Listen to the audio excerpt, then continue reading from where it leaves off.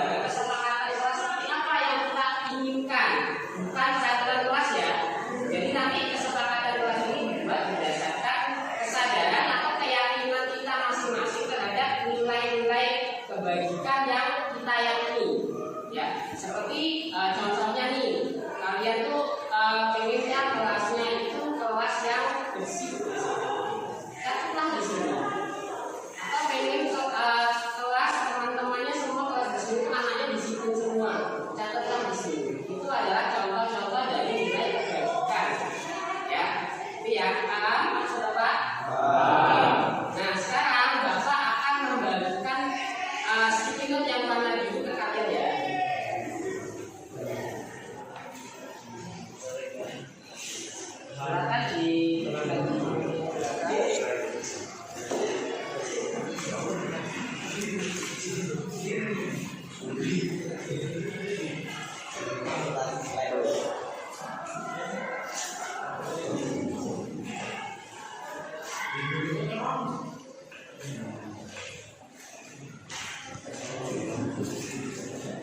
semua sudah dapat stimulus yang warna hijau?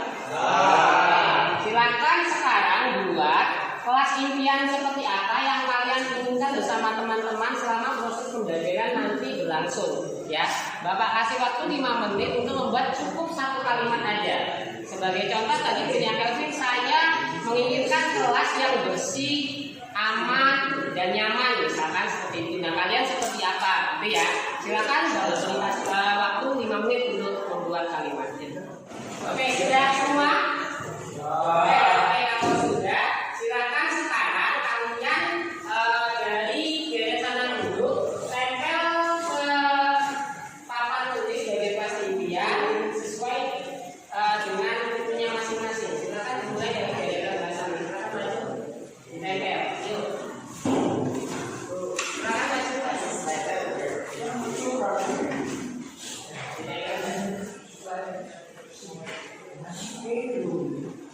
Boleh samping-sampingnya, boleh. Oke, silakan yang deretan ini maju. Jadi kelas ini sudah kalian buat.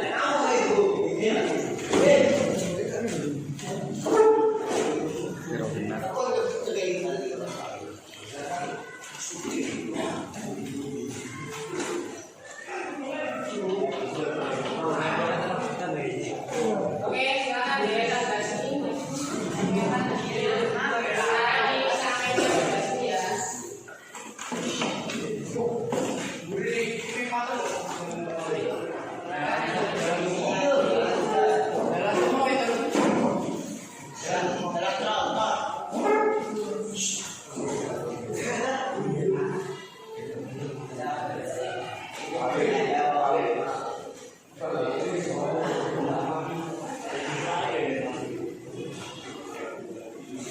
Oke, semua sudah menuliskan hasil dari kelas impian yang dibuat ya.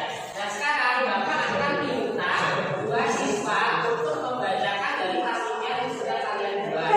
Nah, Bapak akan minta Kelvin sama Dewangga ya untuk membacakan dari 2 aja contoh dari yang sudah dibuat. Oke, silakan Kelvin sama Dewangga maju. Bacakan dari kelas impian sudah teman-teman kalian buat. Yuk.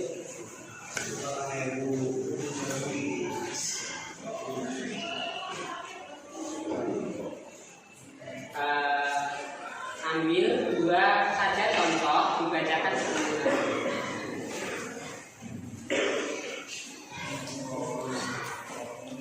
Silakan dimulai dari Kevin dulu. Kamu itu kalimatnya seperti apa? Menunjukkan.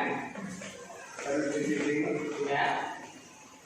Saya ingin kelas yang bersih, kelas yang kompak. Oke. Gimana? Saya ingin kelas impian indah dan bersih. Oke. Jadi kelas yang diimpikan sama kalian itu contohnya ada kalian menginginkan kelas yang bersih dan indah. Oke, silakan kembalikan lagi. Nanti kalian sudah membuat kelas impian yang kalian buat berdasarkan keyakinan yang sudah kalian miliki. Nah, tadi juga sudah dibacakan oleh 2 teman kalian sebagai contoh. Nah, sekarang dari kelas impian yang sudah kalian buat tadi, sekarang kita akan membuat yang namanya kesepakatan kelas. Tadi sudah Bapak jelaskan sebelumnya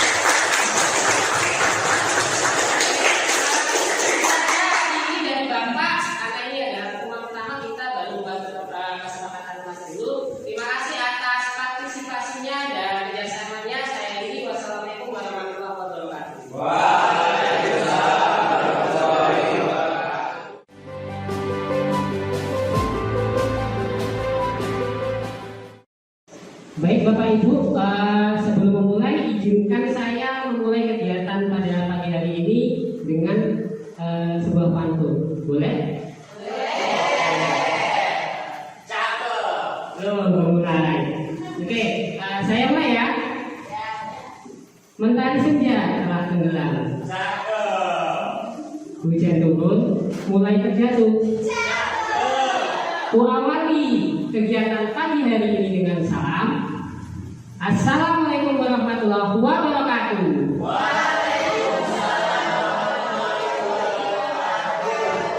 Baik, alhamdulillah. Bismillahirrahmanirrahim. Bagaimana kabarnya Bapak Ibu pada pagi hari ini? Alhamdulillah. Allahu Akbar. Oke, semangatnya bagus sekali. Beri tepuk tangan buat Bapak Ibu.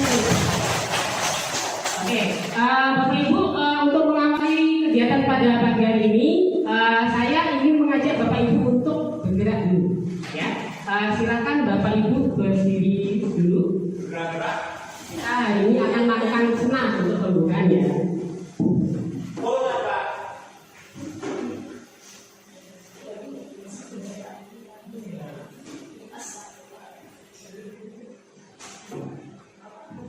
Namanya senam alam zanzam. Nanti Bapak Ibu tinggal mengikuti. Ya.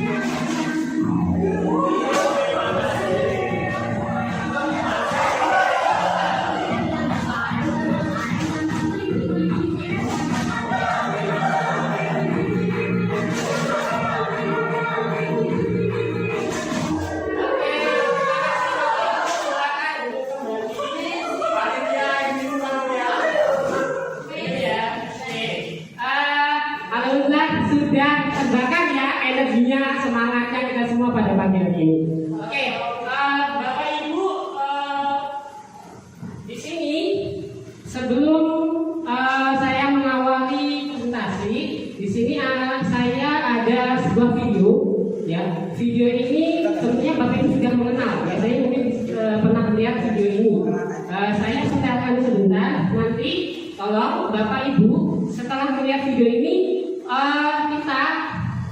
Bapak Ibu akan diminta untuk menyampaikan apa yang didapatkan dari video tersebut.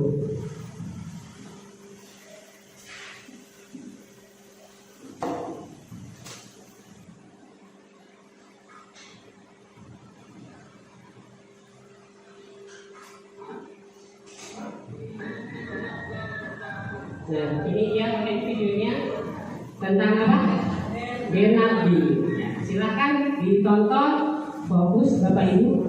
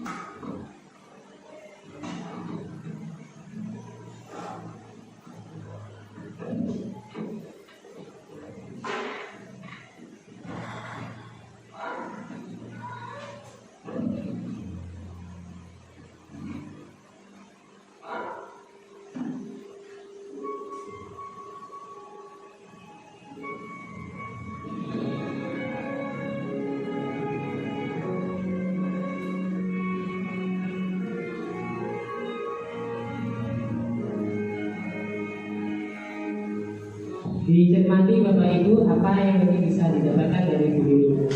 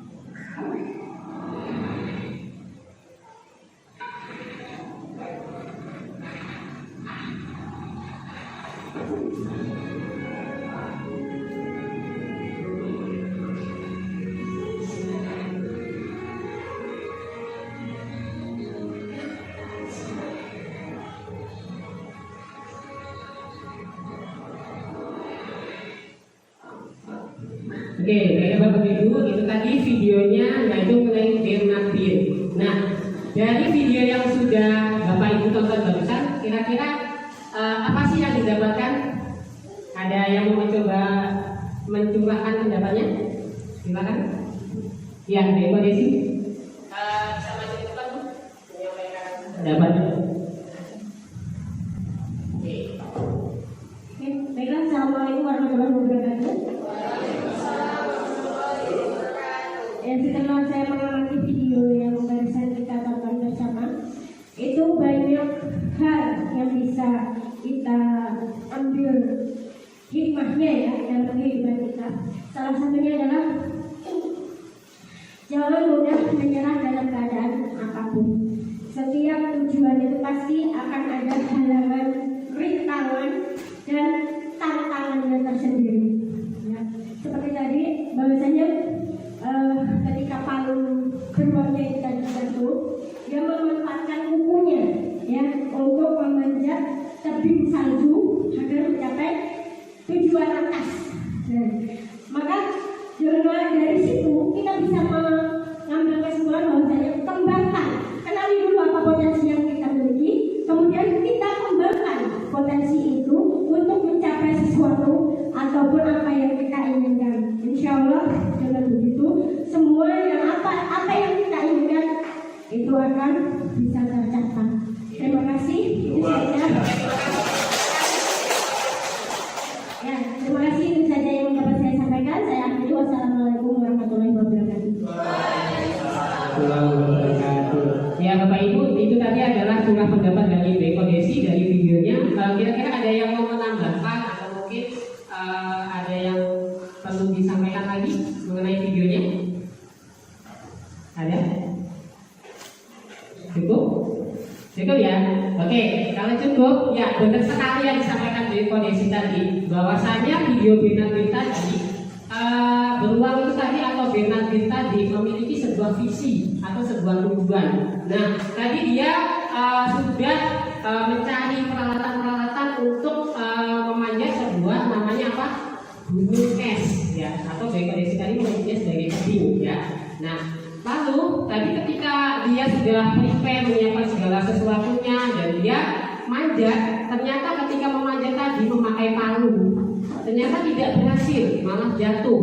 Nah, lalu ketika itu dia tersadar bahwasanya ternyata selama ini dia memiliki potensi dirinya sendiri. Apa itu Bapak Ibu?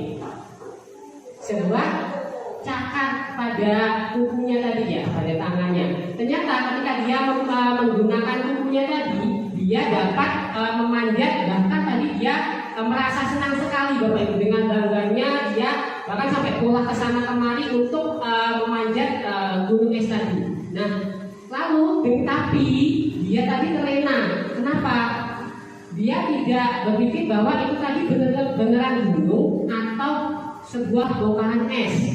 Nah, tadi ketika dia sudah mencapai atas, ternyata gunungnya malah jatuh. Ya, kalau tadi beneran gunung kan tadi dia tidak akan jatuh.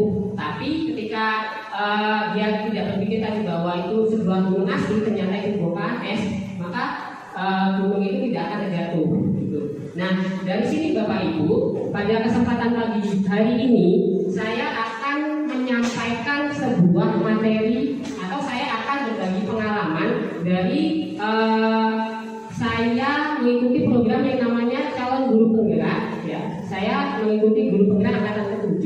Nah, pada kesempatan hari ini saya akan menyampaikan pengalaman mengenai budaya positif Bapak Ibu. Nah, jadi ketika kita menonton video tadi, bahwasanya sebuah tujuan atau visi itu tidak akan dapat terwujud apabila dilakukan hanya satu orang. Ya, tujuan itu harus dilakukan secara bersama-sama dengan kita berkolaborasi bersama, baik itu warga sekolah maupun stakeholder sekolah dan seluruh masyarakat setempat. Ya, Bapak Ibu. Jadi untuk mewujudkan tujuan atau visi tersebut, yaitu kita kaitkan dengan materi kita hari ini, yaitu mengenai budaya positif. Nah, Bapak Ibu, namun sebelum itu di sini saya ada kertas. Saya akan bagikan.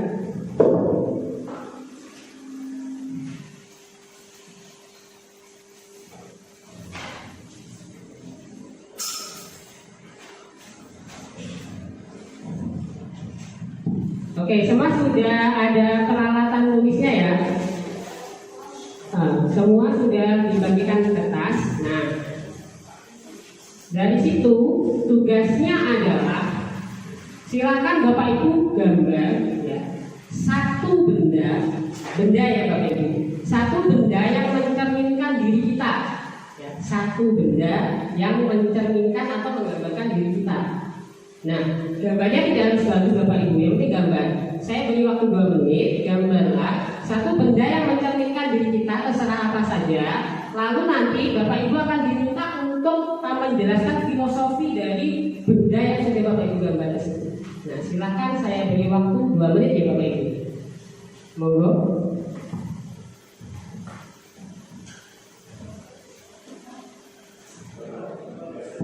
Satu benda aja ya Bapak Ibu, tidak harus bagus. Yang penting tahu filosofi dari benda itu yang mencerminkan diri kita itu. Misalnya saya sebagai seorang pendidik, saya menggambar sesuatu. Nanti filosofinya dari gambar yang sudah saya gambar itu apa? Nanti kita jelasin. Kenapa kok saya itu gambar itu?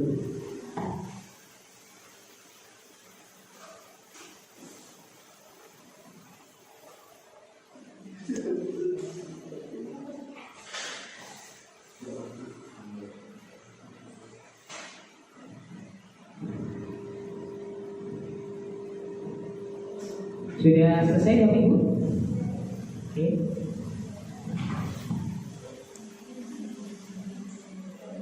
Satu menit lagi ya.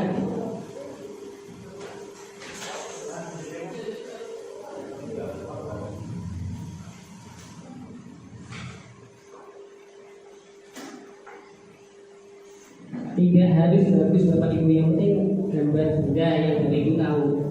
Yang disuka Bapak Ibu lah, serah apa aja. Oke, cukup ya Bapak Ibu ya, karena cuma 2 menit. Sekarang saya minta Bapak Ibu untuk maju ke depan menjelaskan gambar yang sudah Bapak Ibu gambar. Ada yang mau coba? Silakan maju ke depan. Pak Kevin ya, silakan Pak Kevin maju ke depan. Oh, Pak.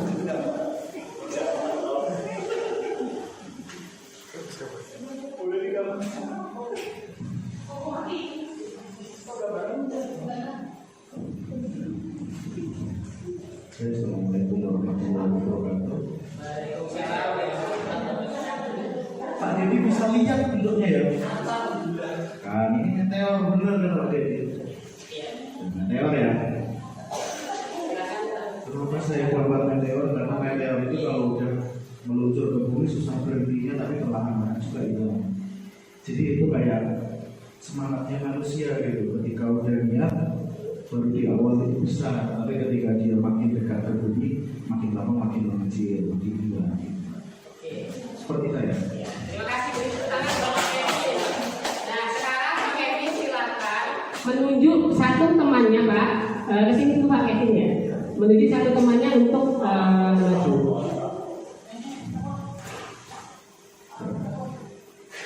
Kemudian kayaknya ini udah gambar. Oh belum ya? Ya udah Pak Robi aja. Monggo Pak Robi.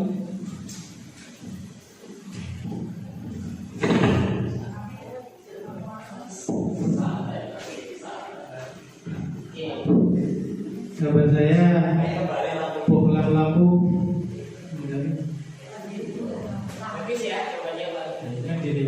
Ya, gambar saya adalah bohlam lampu. Saya terinspirasi dari Nikola Tesla. Karena Nikola Tesla itu adalah salah satu penemu yang sampai sekarang belum pernah belum pernah dibanggakan mungkin karena tahunnya anak sekarang penemu lampu itu adalah Alva Edison, padahal dulu itu yang menemukan awal muasalnya lampu dari Nikola Tesla. Hal yang bisa diambil dari bola lampu yaitu adalah penerangan. Artinya apa? Dulu manusia sebelum turun di sini gelap, tapi dengan kecerdasan manusia sedikit demi sedikit dunia ini bisa terang benderang. Akhirnya apa yang kita inginkan semuanya bisa tercapai. Jadi saya terinspirasi dari bola lampu yang diciptakan oleh Nikola Tesla. Itu saja. Terima kasih Pak. Tangan bersama. Cukup ya Pak Fendi ya. Oke. Tadi Bapak Ibu kita sudah membuat gambar dan sudah mencurahkan apa yang menjadi filosofi dari gambar yang kita buat tadi. Jadi Bapak Ibu, gambar tadi itu membuat kita bagaimana kita dapat mengidentifikasi diri kita itu seperti apa, gitu ya Bapak Ibu. Betul sekali kata Pak Kevin tadi bahwasanya semangat seseorang itu bisa pasang dan surut, ya. Jadi kita perlu adanya dorongan, gitu ya, supaya semangat kita itu terus membara-bara, ya. Lalu Pak Robi juga bilang bahwasanya tadi tentang lampu, ya. Lampu itu menerangi semuanya. Jadi kita ini sebagai manusia harus mampu mengayomi atau melayani peserta didik kita, khususnya kita sebagai seorang pendidik, gitu ya Bapak Ibu.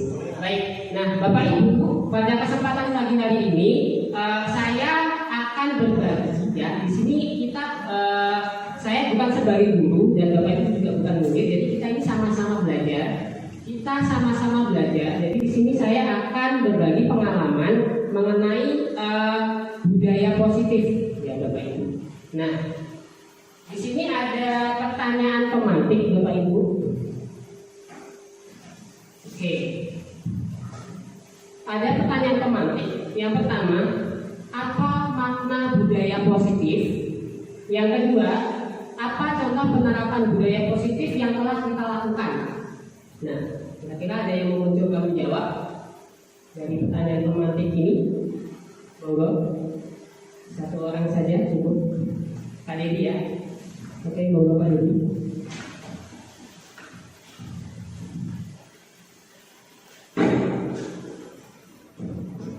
Ya, sebelumnya Assalamualaikum warahmatullahi wabarakatuh.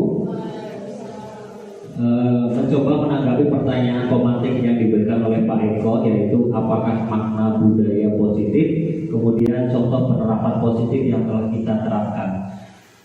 Budaya positif adalah sesuatu yang menjadi rutinitas atau kebiasaan yang bisa kita berikan sebagai contoh kepada anak didik kita. Artinya di sini budaya positif memberikan makna kepada kita bahwasanya sesuatu itu dilakukan harus dari diri kita sendiri, kemudian orang lain akan bisa memberikan contoh. Dimulai dari diri kita, kemudian orang lain akan bisa meniru.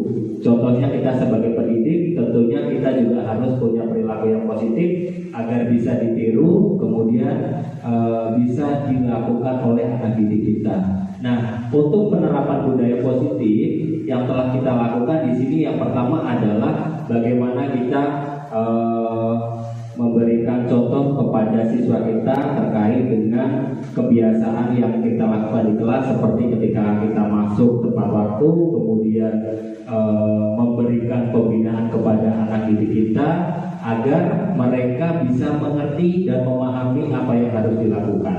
Terima kasih. Terima kasih Pak Dedi, beri tepuk tangan bagi dulu Pak Dedi.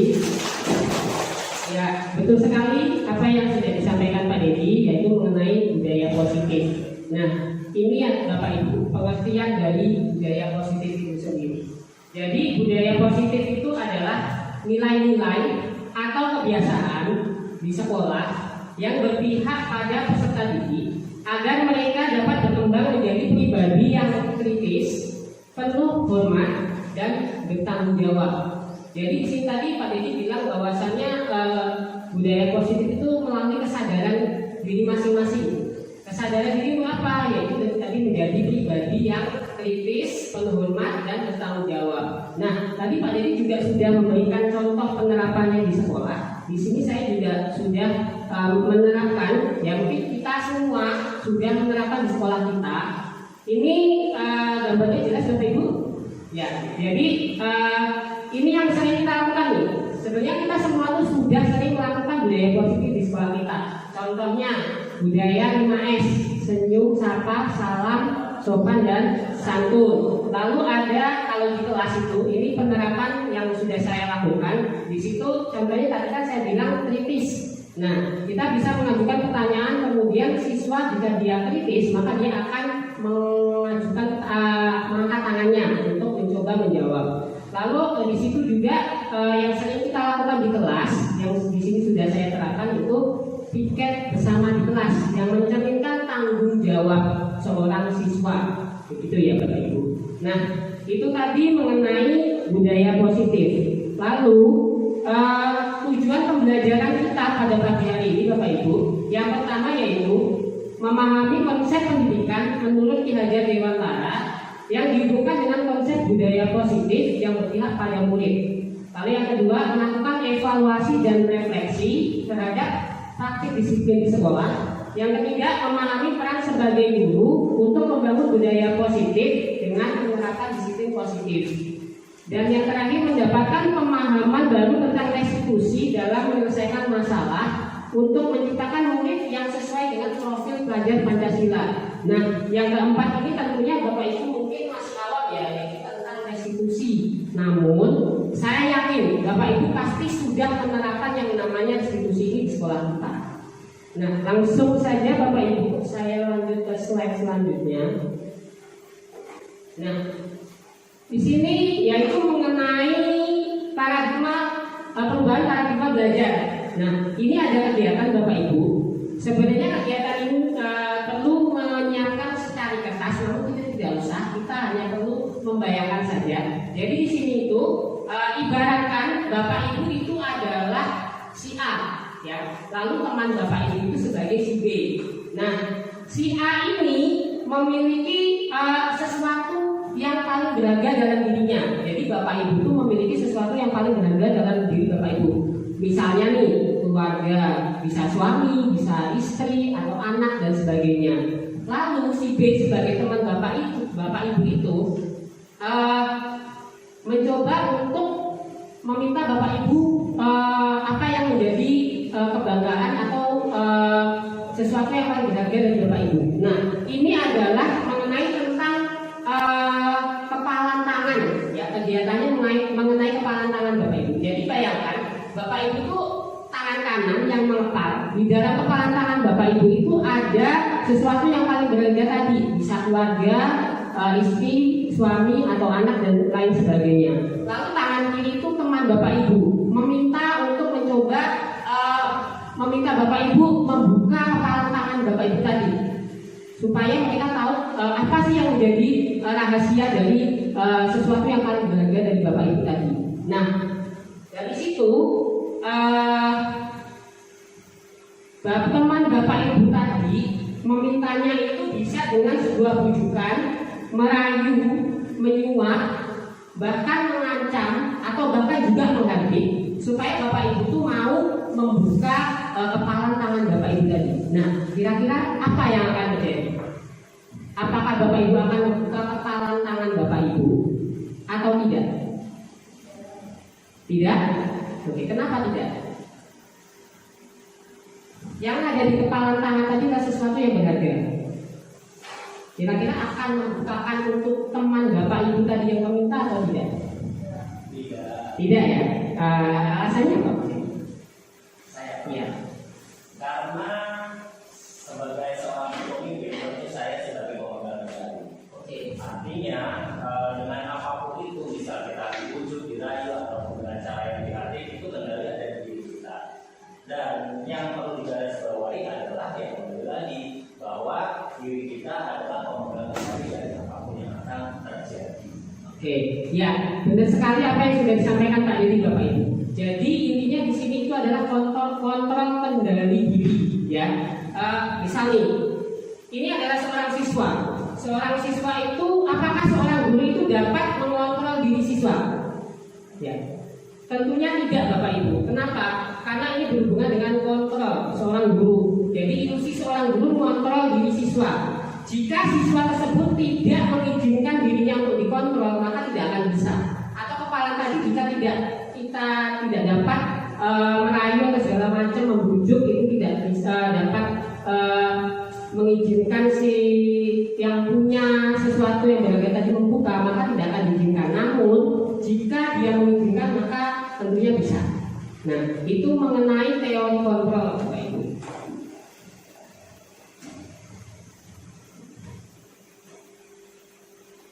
Nah, lalu selanjutnya ada perubahan paradigma stimulus respon menjadi teori kontrol atau teori pilihan.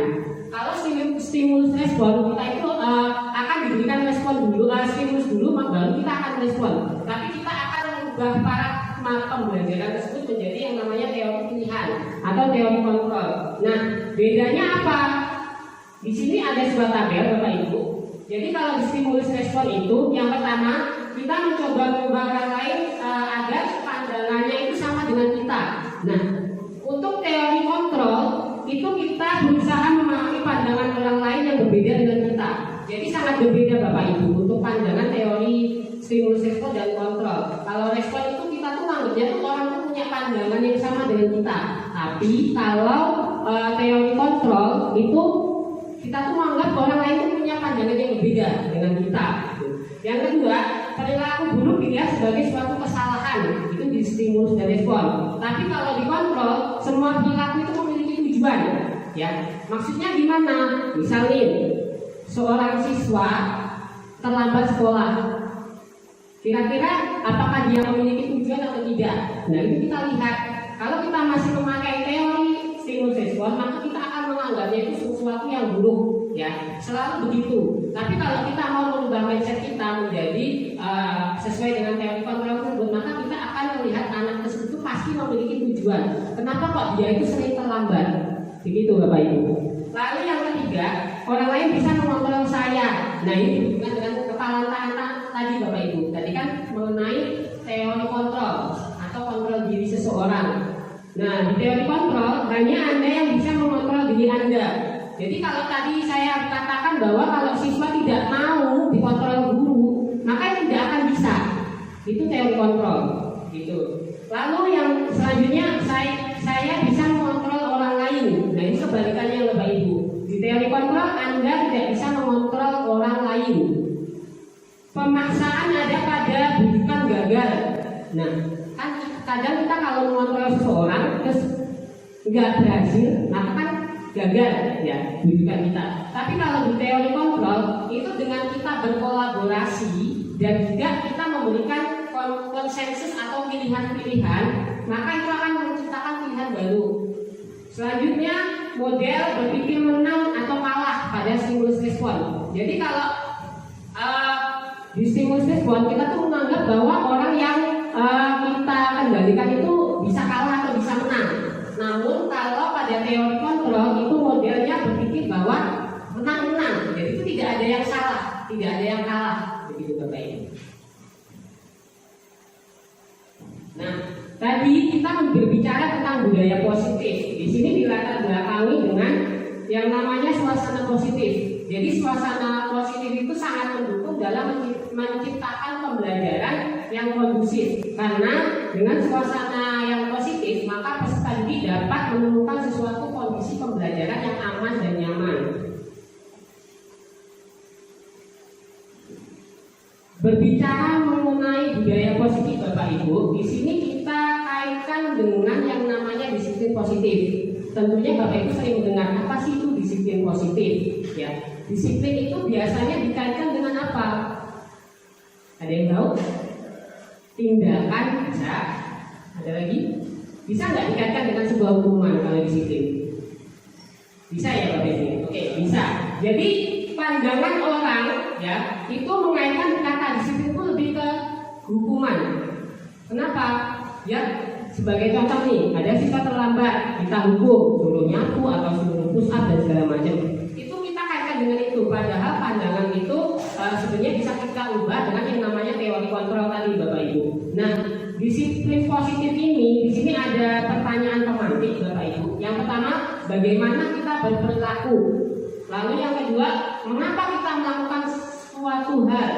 Terus yang ketiga, apakah karena dorongan lingkungan? Yang keempat, apakah karena ada dorongan dari orang lain? Nah, pastinya seseorang itu melakukan sesuatu itu tentu ada alasannya ya Bapak Ibu, atau sebuah dorongan. Kenapa Pak dia itu melakukan sesuatu itu gitu. Nah, terkadang kita itu melakukan sesuatu itu karena menghindari rasa sakit atau ketidaknyamanan. Coba kita pikir, kalau siswa dihukum, tentunya siswa itu akan merasa bahwa dirinya itu tidak nyaman. Misal nih, kita suruh siswa itu push up di depan temannya. Kira-kira akan merasa nyaman tidak Bapak Ibu siswa tersebut? Tidak ya. Tentunya dia akan berpikir, wah Bapak ini selalu menghukum saya. Lihat aja nanti. Lihat aja nantinya itu kita belum tahu dia akan melakukan perbuatan apa gitu Bapak Ibu. Jadi teori tentang disiplin itu kebanyakan mungkin dulu kita menganggap bahwa berhubungan dengan hukuman. Namun disiplin positif ini kita seperti yang dikatakan Pak Dedi tadi bahwasanya berkaitan dengan budaya positif itu atas kesadaran diri sendiri tanpa perlu adanya dorongan dari lingkungan ataupun orang lain gitu Bapak Ibu. Lalu apa sih disiplin positif itu? Disiplin positif yaitu suatu cara penerapan disiplin tanpa kekerasan dan ancaman yang dalam prakteknya melibatkan komunikasi tentang perilaku yang efektif antara guru dan peserta didik. Jadi di sini itu sudah ada komunikasi Bapak Ibu antara guru dan murid untuk penerapan disiplin positif itu. Lalu bagaimana penerapannya? Peserta didik diajarkan untuk memahami konsekuensi. Nah, Bapak Ibu tahu tidak bedanya hukuman dengan konsekuensi? Nanti akan ada di slide selanjutnya Bapak Ibu. Hukuman dan konsekuensi ada yang tahu? Kalau misalnya saya ada siswa terlambat, tak hukum suruh push up, gitu ya Pak Ibu. Terus ada satu lagi contoh, siswa tersebut terlambat masuk ke kelas saya. Jadi ketika jam tadi saya kasih tugas, ketika jam sudah selesai, siswa tersebut tak kasih tugas pada saat jam istirahat sehingga dia tidak kebagian jam istirahat untuk menyelesaikan tugasnya. Kira-kira dari dua contoh itu mana hukuman, mana konsekuensi? Konsekuensi yang kedua ya. Lalu hukuman yang pertama, ya betul sekali. Jadi kalau konsekuensi itu dikaitkan dengan apa yang menjadi perilaku siswa tersebut. Tapi kalau hukuman itu tidak sesuai terkadang. Bahkan tadi kalau siswa terlambat kok disuruh push up gitu, itu kan tidak sesuai. Jadi kalau konsekuensi itu lebih berhubungan dengan kesalahan yang sudah dilakukan sama siswa tersebut. Jadi disiplin positif itu adalah satu cara untuk penerapan disiplin yang bertujuan menumbuhkan kesadaran diri peserta didik Bapak Ibu. Jadi tidak ada dorongan dari lingkungan ataupun orang lain. Mereka sadar secara pribadi. Nah, disiplin positif ini akan melahirkan yang namanya nilai-nilai kebajikan Bapak Ibu. Nah, nilai-nilai kebajikan ini berkaitan dengan nilai kebajikan yang ada pada profil pelajar Pancasila. Contohnya ada beriman, bertakwa kepada Tuhan Yang Maha Esa, berkebinekaan global, mandiri, bernalar kritis dan kreatif. Nah, tadi saya bilang Bapak Ibu, setiap orang melakukan sesuatu itu pasti ada alasannya, ada motivasinya, ada dorongan dari entah itu lingkungan atau orang lain. Nah, itu berkaitan dengan yang namanya motivasi perilaku manusia, Bapak Ibu. Nah, disiplin positif ini terkadang tercipta karena adanya suatu motivasi atau alasan seseorang untuk melakukannya. Nah, motivasi ini dibagi menjadi dua, Bapak Ibu. Ada motivasi eksternal, ada motivasi internal. Nah, kalau misalkan seseorang itu melakukan sesuatu disadari oleh dirinya sendiri, sudah memiliki kesadaran diri sendiri, itu kira-kira masuk ke motivasi eksternal atau internal, Bapak Ibu? Internal ya, karena dari dalam diri sendiri, tidak ada paksaan dari manapun. Nah, ini contohnya Bapak Ibu. Kalau motivasi internal itu tujuannya adalah untuk menghargai diri sendiri. Ini ada contohnya, sebuah pertanyaan. Saya akan jadi orang seperti apa bila melakukannya? Nah, dia itu sadar bahwa kalau dia melakukan itu tuh dia tuh mau jadi apa, begitu Bapak Ibu. Tapi kalau motivasi eksternal bedanya dengan yang internal itu ada dua. Eksternal itu yang pertama yaitu menghindari hukuman. Seperti siswa terlambat tadi contohnya Bapak Ibu. Pastikan dia tidak akan terlambat lagi supaya tidak dihukum lagi ya Bapak Ibu. Nah, ini ada contoh pertanyaannya. Apa yang akan terjadi apabila saya tidak melakukannya? Misalnya tidak terlambat lagi datang ke sekolah, jadi kan tidak dihukum. Nah, itu contoh pertanyaannya Bapak Ibu. Lalu yang selanjutnya untuk mendapat imbalan. Nah, kadang-kadang seseorang itu melakukan sesuatu itu supaya mendapat imbalan. Misalnya seorang siswa mau belajar dengan rajin itu supaya dapat hadiah dari gurunya atau orang tuanya. Itu yang disebut imbalan Bapak Ibu. Jadi imbalan itu atau sebuah penghargaan siswa itu akan melakukannya jika ada itu. Tapi kalau tidak ada, mungkin saja dia tidak akan melakukannya. Jadi penghargaan itu bisa jangka panjang atau bisa jangka pendek tergantung dari kesadaran dari orang tersebut, Bapak Ibu. Lalu kira-kira apa sih langkah yang harus kita ambil untuk mewujudkan yang namanya disiplin positif tersebut? Nah, langkahnya adalah Bapak Ibu, bentuklah keyakinan kelas. Bentuklah keyakinan kelas. Keyakinan kelas itu apa sih? Keyakinan kelas itu jenis kayak kontrak belajar atau kesepakatan kelas yang sudah dibuat bersama antara guru ataupun peserta didik atau muridnya. Nah, ini saya ada contoh penerapan yang sudah saya terapkan. Mestinya saya yakin Bapak Ibu juga sudah menerapkan ini di kelas Bapak Ibu masing-masing, ya. Tentunya di sini juga sudah ada wali kelas juga. Nah, ini contoh penerapan keyakinan kelas yang sudah saya buat di kelas 10 TSN, ya. Jadi kita bisa menerapkan keyakinan kelas ini untuk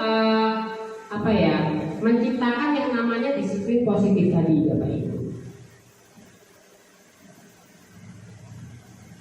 Nah, kenapa kok keyakinan kelas bukan peraturan saja? Ini ada pertanyaan nih Bapak Ibu, pertanyaan teman. Mengapa kita memiliki peraturan tentang penggunaan helm pada saat mengendarai sepeda motor? Nah, kemungkinan jawaban dari Anda adalah untuk keselamatan. Lalu pertanyaan yang kedua, mengapa kita memiliki peraturan tentang penggunaan masker dan mencuci tangan? Kemungkinan jawaban Anda adalah untuk kesehatan dan atau keselamatan. Nah, jadi nilai-nilai keselamatan atau kesehatan tadi itu yang disebut sebagai keyakinan Bapak Ibu.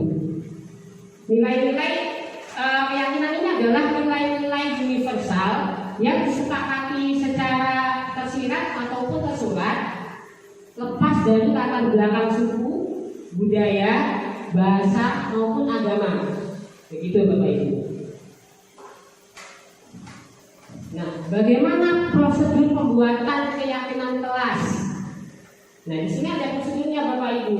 Yang pertama, cuek pendapat dari seluruh siswa.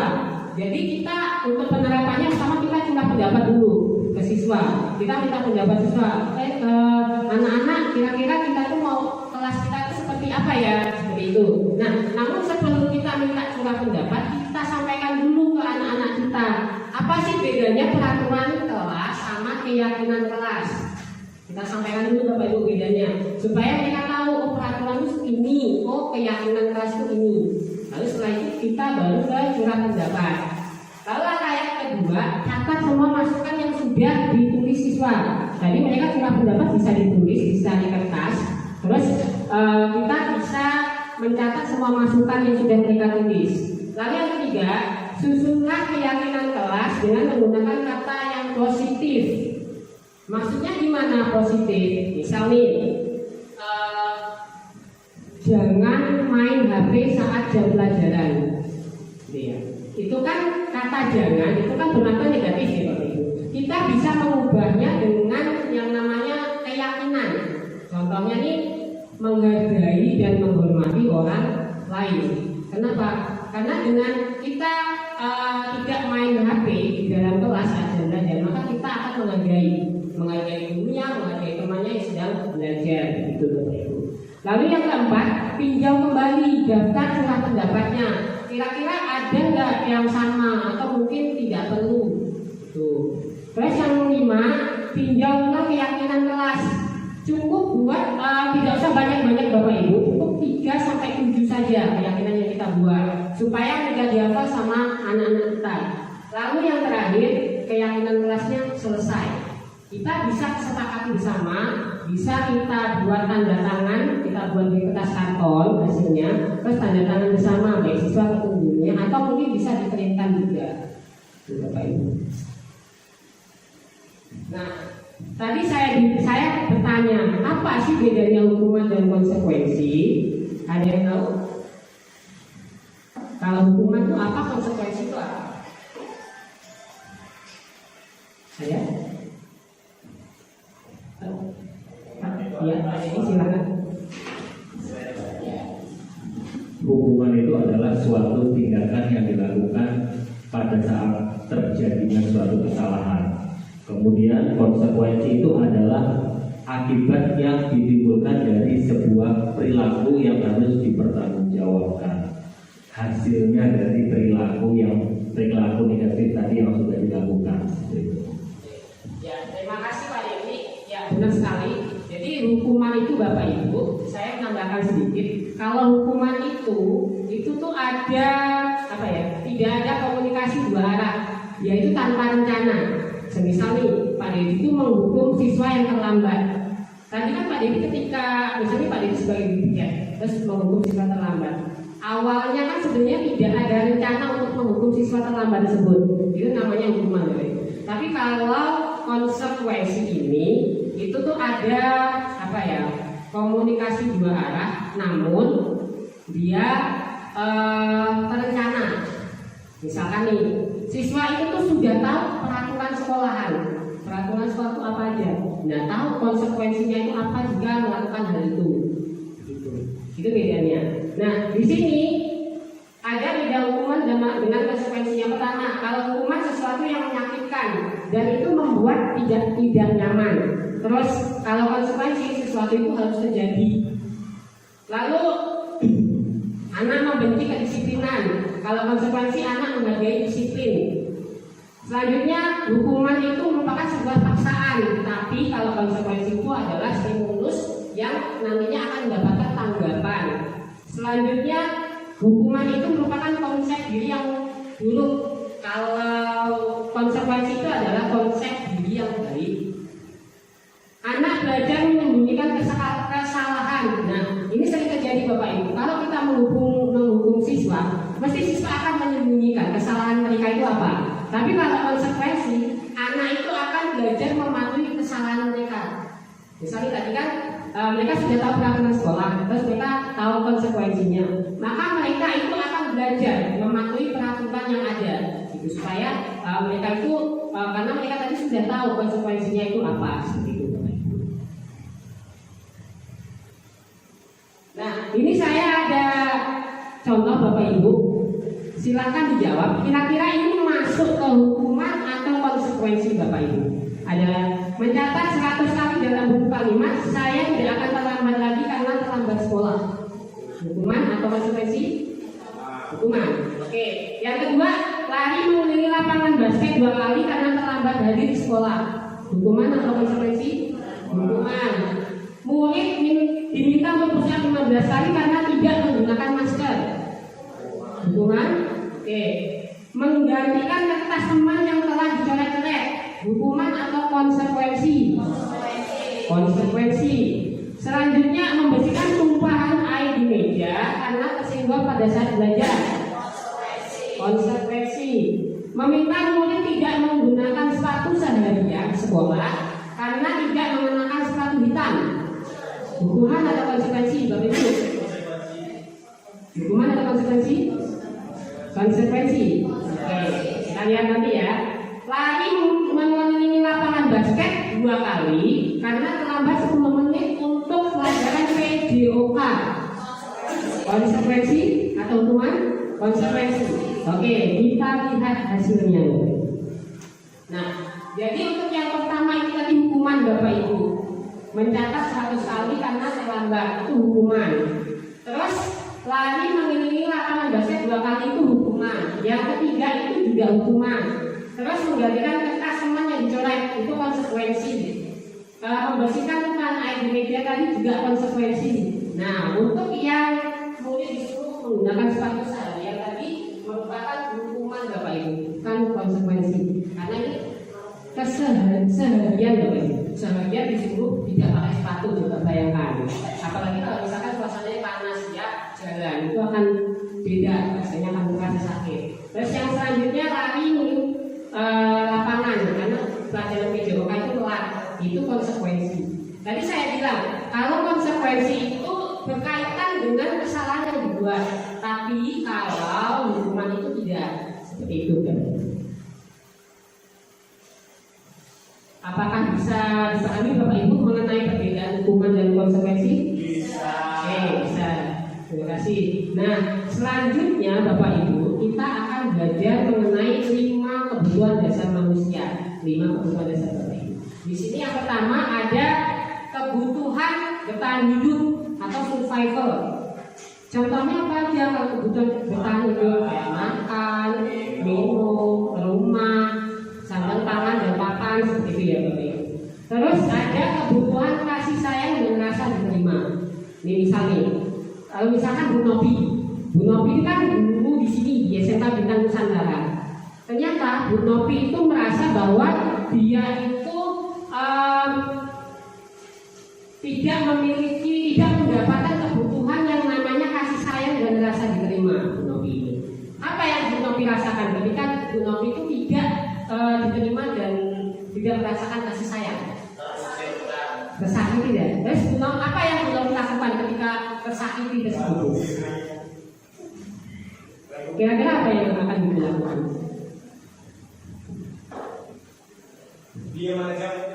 Diam aja ya, karena tadi merasa tidak diterima, tidak ada yang sayang gitu. Jadi dia tuh diam aja, cuek aja lah gitu. Itu ya, contohnya kalau kebutuhan rasa diterima dan kasih sayang tadi tidak terpenuhi. Lalu kalau misalkan nih Bapak Ibu itu kebutuhan kesenangannya Bapak Ibu itu tidak terpenuhi.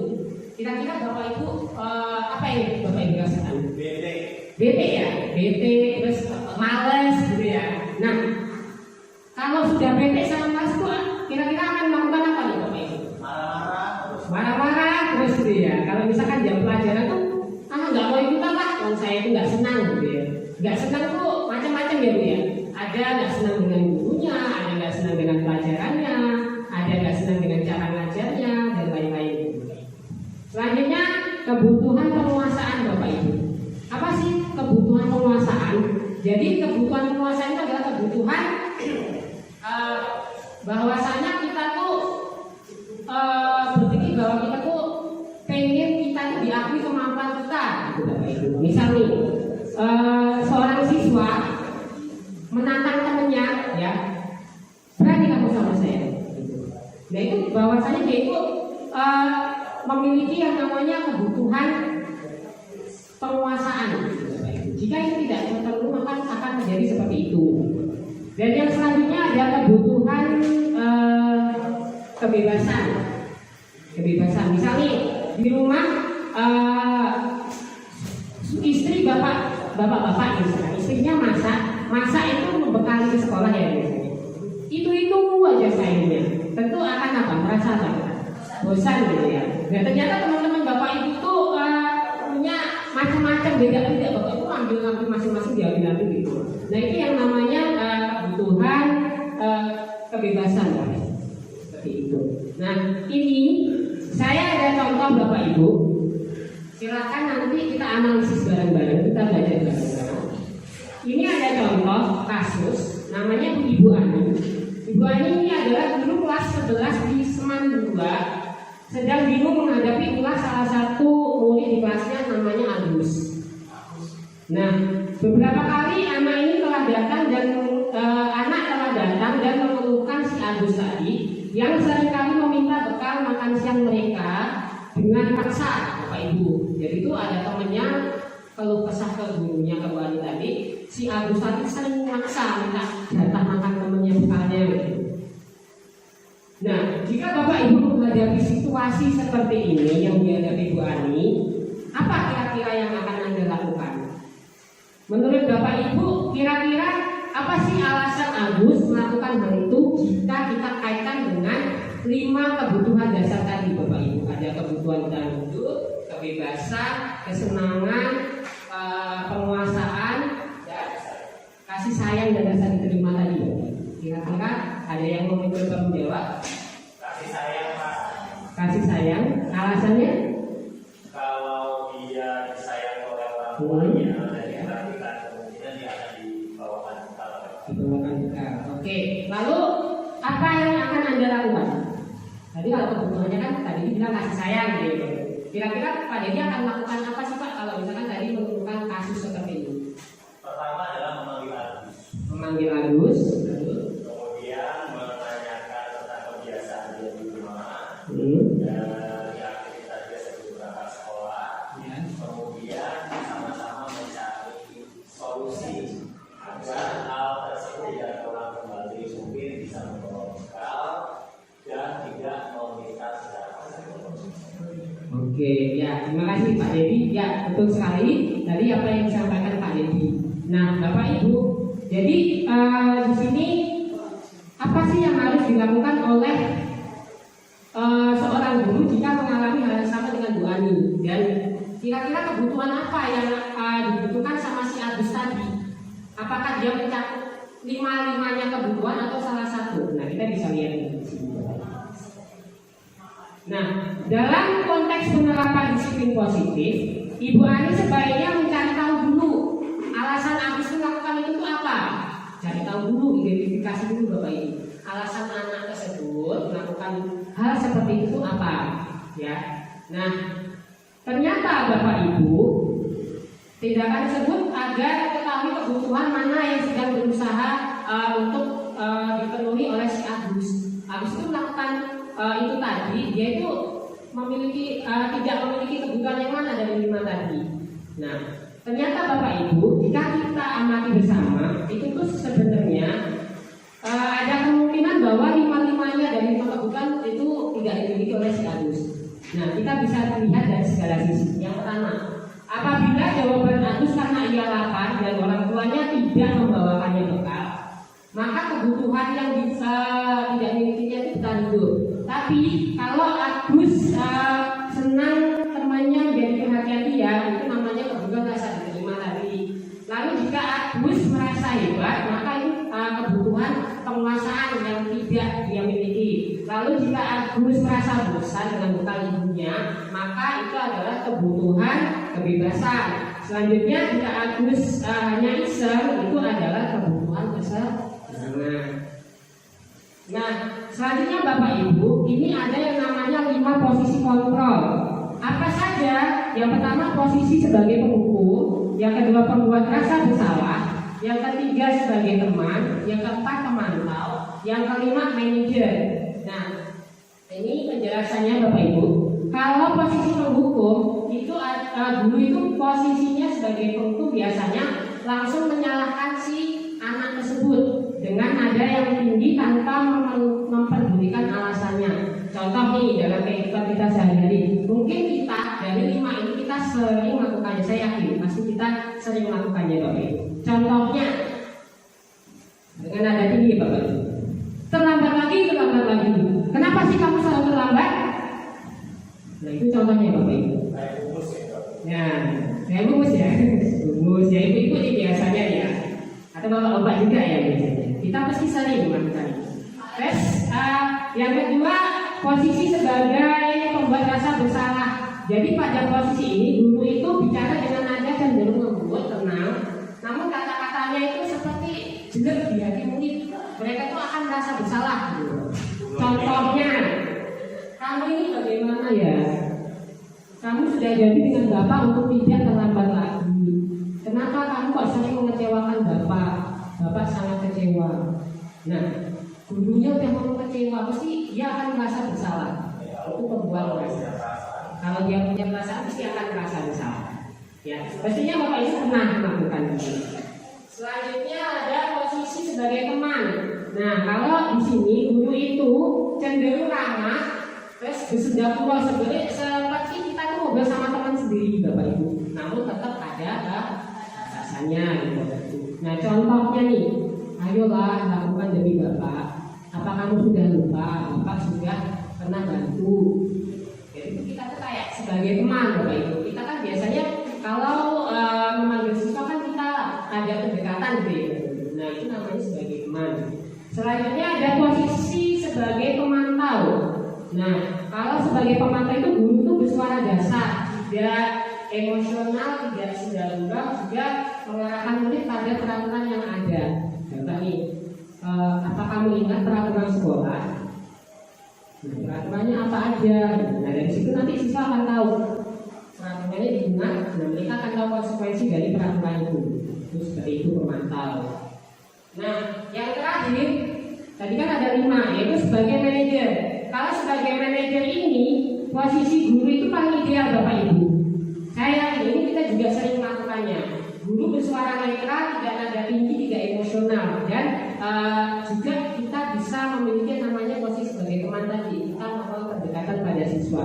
Jadi tujuan kita sebagai manajer tadi untuk memecah supaya siswa itu dapat memecahkan permasalahan mereka sendiri. Kita membimbing atau mengarahkan mereka.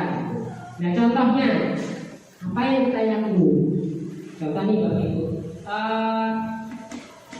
Jadi masih ingat tidak apa yang keyakinan kelas yang kita sudah buat? Nah, itu contohnya. Ingat ya? Oke, selanjutnya yang terakhir Bapak Ibu itu ada namanya segitiga restitusi. Yang tadi saya bilang di tujuan pembelajaran tadi mungkin Bapak Ibu merasa awam dengan istilah ini, namun sering melakukannya. Saya yakin itu. Jadi segitiga restitusi itu adalah proses menciptakan kondisi murid untuk memperbaiki kesalahan mereka sehingga mereka bisa kembali pada karakter yang lebih kuat. Nah, ada 3 tahapan pada segitiga restitusi. Yang pertama menstabilkan identitas. Yang kedua validasi tindakan yang salah. Yang ketiga menanyakan keyakinan. Nah, Bapak Ibu, saya sudah pernah mengirim ke Bapak Ibu video saya tentang penerapan segitiga restitusi ya. Waktu itu sudah ditonton ya. Nah, meskinya dari sini ada yang belum nonton, saya tontonkan sebentar. Contohnya penerapannya sudah selesai. Saya yakin Bapak Ibu juga pernah menerapkan restitusi ini ya.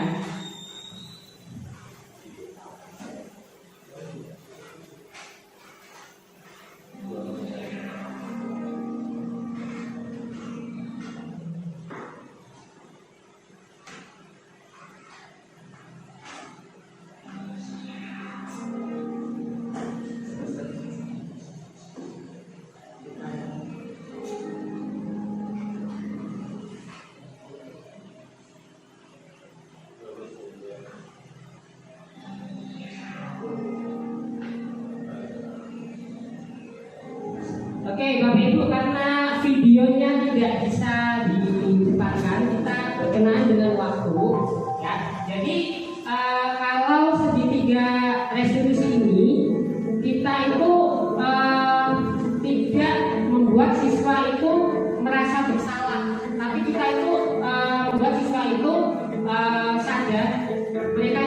dari kesalahan yang sudah diperbuat.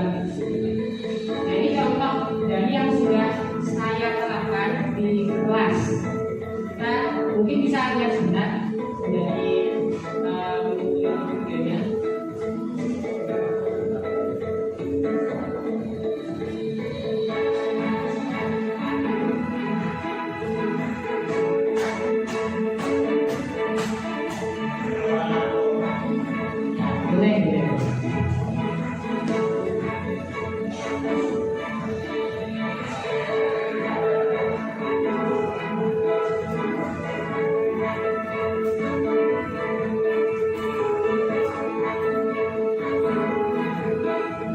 Nanti untuk video lengkapnya saya kirimkan lagi link YouTube-nya ya Bapak Ibu, bisa dilihat seperti apa contoh penerapan segitiga distribusi.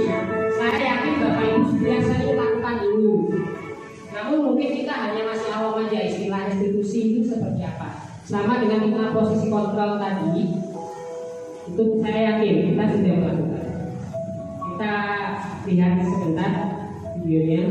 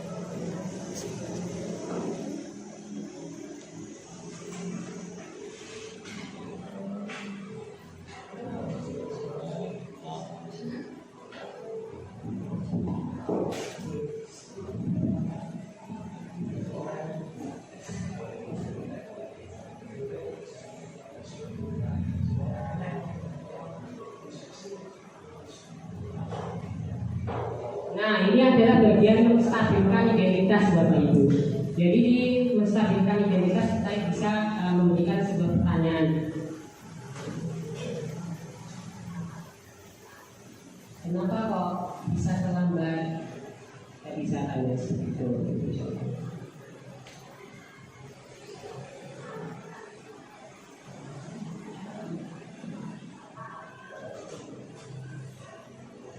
Nah, validasi tindakan yang salah, Bapak Ibu. Di validasi tindakan yang salah itu kita menanyakan kepada siswa, kenapa kok tadi itu bisa terlambat, alasannya karena apa? Jadi siswa akan menjawab. Kenapa mereka itu sering terlambat? Atau kalau ini kan tadi contohnya tentang mencontek di kelas, alasannya kenapa? Tentunya dia akan ya tadi tidak memiliki di antara 5 kebutuhan dasar tadi. Nah, yang terakhir itu menanyakan keyakinan kelas.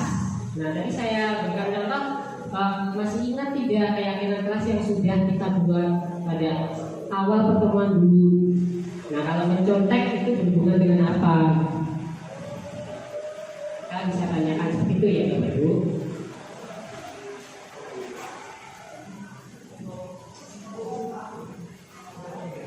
Oke, selesai. Yang terakhir kesimpulan. Nah, jadi apa yang sudah kita pelajari tadi, yaitu suatu kegiatan pembelajaran itu diperlukan yang namanya suasana nyaman dan kondusif Bapak Ibu, yaitu dengan terbentuknya budaya positif atau budaya baik di lingkungan kelas ataupun sekolah.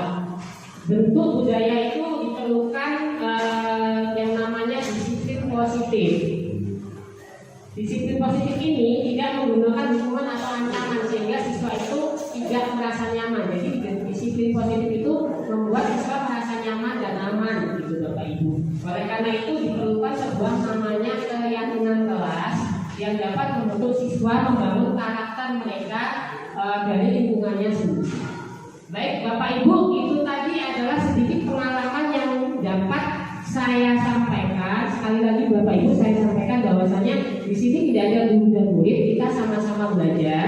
Jadi itu tadi adalah materi yang sudah saya dapatkan dari mengikuti program Calon Guru Penggerak. Nanti jika Bapak Ibu berminat untuk mengikuti kegiatan tersebut, bisa mendaftar di angkatan selanjutnya jika ada kuota di daerah Lampung Tengah, yaitu pada angkatan tersebut. Baiklah Bapak Ibu, sekian presentasi dari saya. Namun sebelum saya tutup, di sini saya akan menutupnya dengan pantun lagi nih Bapak. Boleh? Oke. Pak Haji pergi mengaji, pulang-pulang membawa bingkisan. Saya akhiri presentasi pada pagi hari ini. Terima kasih dan semoga berkesan. Assalamualaikum warahmatullahi wabarakatuh. Salam hebat.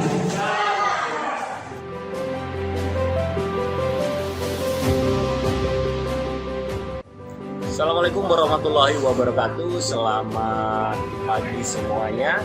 Perkenalkan, nama saya Dedi Kurniawan. Saya adalah rekan dari Bapak Eko Mulyono yang pada kesempatan kali ini Bapak Eko Mulyono mengikuti kegiatan calon guru penggerak antara 7. Kesempatan kali ini saya akan memberikan testimoni terkait dengan pembelajaran yang dilakukan oleh Bapak Eko Mulyono setelah mengikuti kegiatan calon guru penggerak.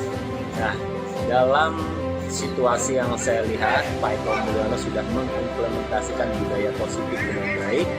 Itu terlihat dari keyakinan kelas yang dibuatnya di kelasnya, membuat peraturan di kelas itu diyakini secara sadar bahwasanya kesadaran mereka untuk meningkatkan disiplin itu termotivasi dari dirinya sendiri. Kemudian Pak Eko Mulyono juga memberikan solusi-solusi terkait dengan permasalahan-permasalahan yang timbul pada anak seperti datang terlambat maupun tidak mengerjakan tugas, bahkan beliau mencoba memberikan penyelesaian melalui segitiga restitusi. Nah, saya harapkan ini bisa berdampak baik untuk sekolah, tentunya bagi teman-teman guru yang lain agar bisa termotivasi mengikuti kegiatan guru penggerak di angkatan selanjutnya untuk dapat mewujudkan karakter siswa-siswi yang ada di sekolah sesuai dengan profil pelajar Pancasila. Demikian testimoni dari saya ucapkan terima kasih dan Assalamualaikum warahmatullahi wabarakatuh.